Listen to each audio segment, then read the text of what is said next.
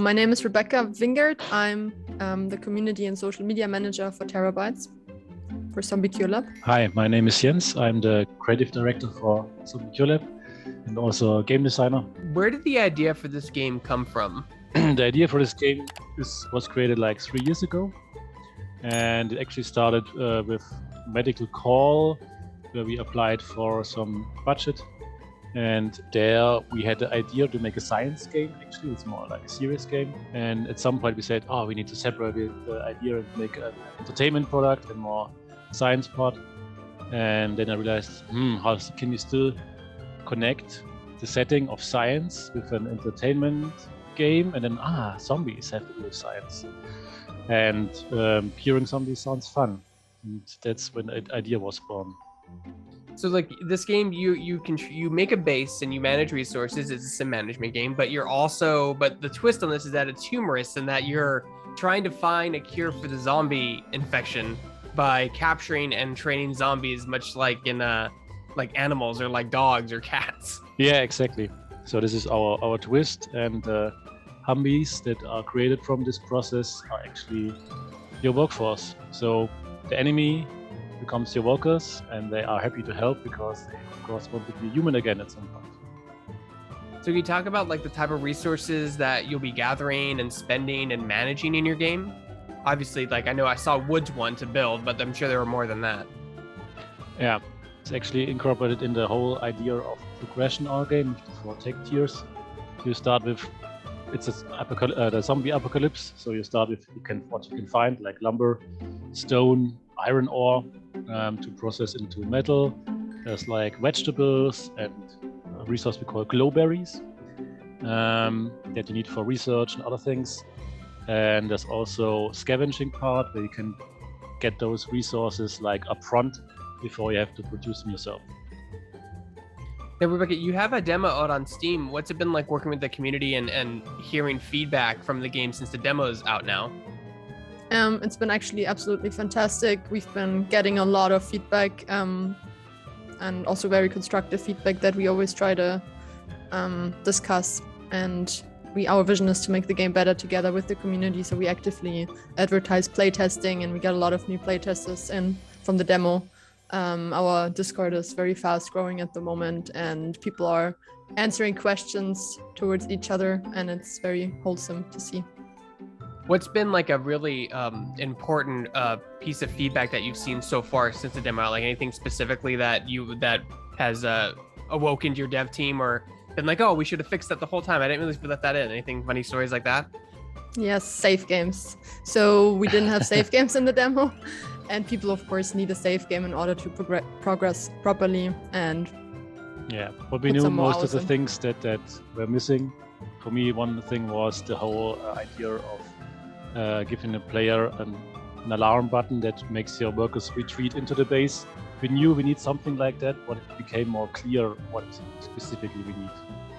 The zombies are the only hostile characters in the game, but of course there are zombie types. Like in our game, they get better weapons, like they start with fist bumping your fence. At some point they have a broom that's hitting them, or they come with a traffic sign that's doing a lot of damage and need upgraded fences.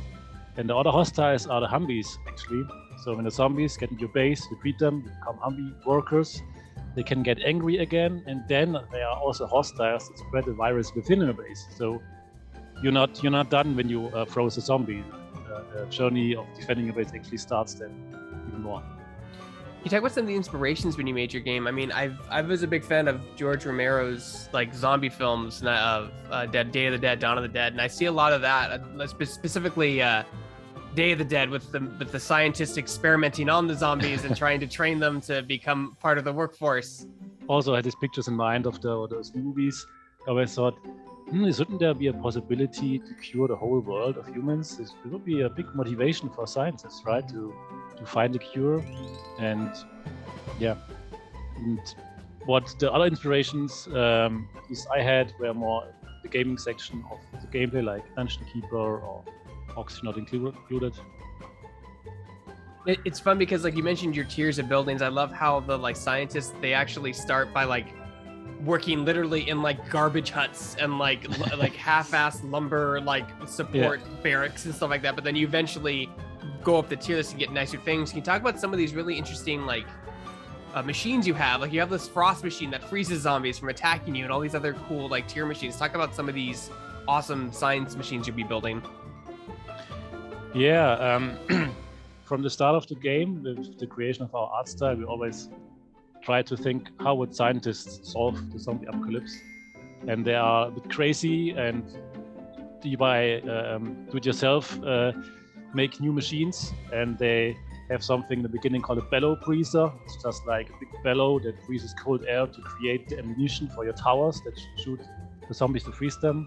So yeah, we have a larger production creative workflow to create those unique assets, and we actually want to also make them recognizable and give the player an idea of what they could do, because it can be a bit hard to it's not like typical sawmill or furnace in some cases. In some more, like the frost packer, for example, it compresses the freezing shells that you also need as ammunition, things like that. Now, can you actually beat the game? Can you physically finish the game and find a cure for the virus, or is it like see how many days you can survive trying to find the cure?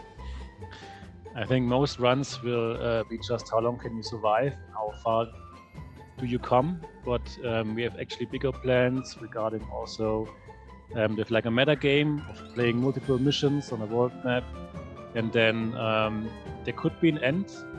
It's just current ideas and concepts where you have played all the missions and cured and solved all the mission goals, and then you have basically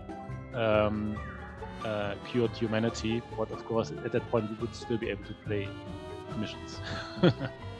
So, Rebecca, what's the longest you've seen a community member survive in this world? Like, is it by days, hours? How do you judge survival in this game? It was actually by days. I think wasn't it something with like day 22 by Storm? I think I had 56 or something. 56 already? Wow. Okay. So you hold the world record. So is it easier to make a game, especially a sim game, when it's grounded in humor, or is it like, or is it easier to make it if it's more realistic, or do they both provide their own sets of unique challenges? Let's say it helps to have a clear idea about the humor, and it can make things easier. Like, okay, we want to have a humorous game that's lighthearted, so we realized during production we don't want any violence in the game. Like, we had this discussion about do zombies bleed if they fight the scientists, and we decided to make little comical fight clouds and cover the violence actually a bit. So this helped to make the design process a bit, it was easier to make those decisions. Awesome. And do you guys have like a set release date yet for the game, or right now just the demo, or you have a demo? Are you in early access even? No, we currently have our demo and our closed alpha that you can test, and we planned on releasing in Q3. So, and do you guys have any plans for you have any plans for console, Xbox, PlayStation, even Nintendo Switch at all? I mean, this is a really cute game. It would really perform well on the Switch. No, we want to release on Steam. Yeah, where can people go to support your game and find out more information about it? Like your Discord, your website, social channels? Like our headquarters, our Discord, like that's where we meet up with the whole community. But of course, we're also on TikTok very actively. We are on YouTube. We do monthly showcase streams on Twitch where we show the current branch or the current build of our game, always with a game developer. We do Discord showcase streams. We are on Facebook. We are on Reddit. So basically widely spread, but Discord is our main thing where most information gets directly found. And you guys have a demo on Steam people can play now for free. And also, if you like the game, people wishlist it. It helps the dev gauge interest. It really does help them. So do that. If you enjoy the game and you like the demo, which is free, you can play right now on Steam.